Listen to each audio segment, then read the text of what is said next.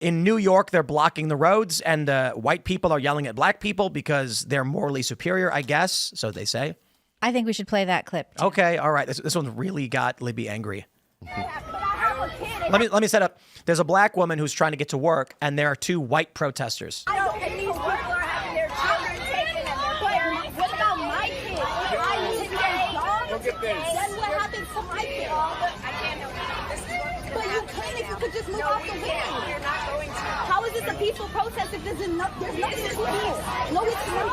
How do you as white people feel about stopping a black woman from going to work? Oh, no, not work. So you don't care about stopping black people from going to work?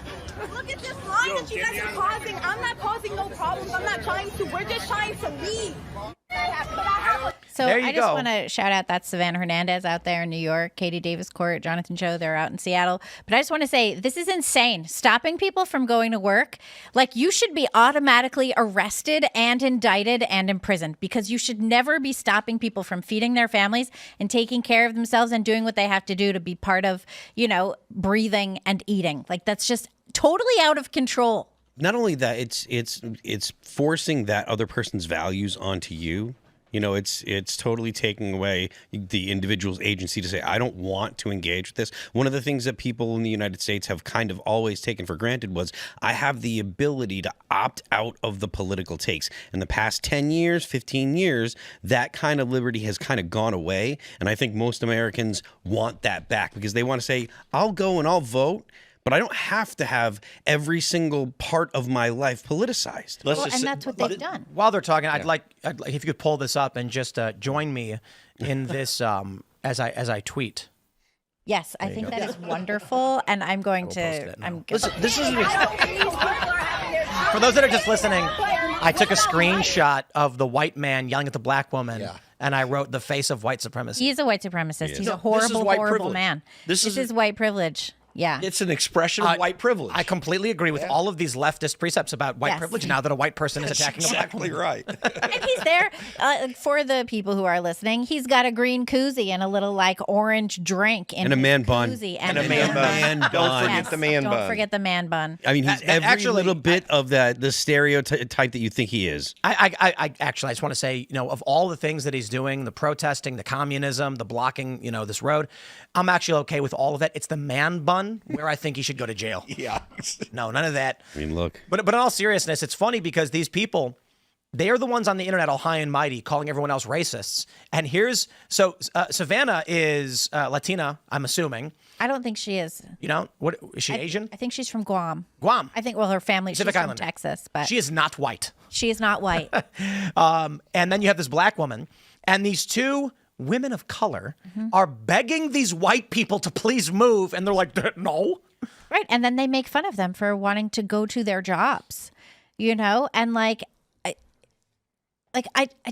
just find that so I'm for once without words. It is shocking to me that you would prevent someone from going to work to do their job. And also, it's like you were saying, Phil, about this thing where they have decided that politics needs to be in every conceivable facet of our lives. Not only like they politicized the arts and they politicized everything on the internet and they politicized your clothes and your car and everything else. And they're making it impossible for you to just exist as a person. And we used to have this thing in this country that was basically the civil religion, right? You believe what you believe. That's cool. You have your religion at home. Okay, you go to your church.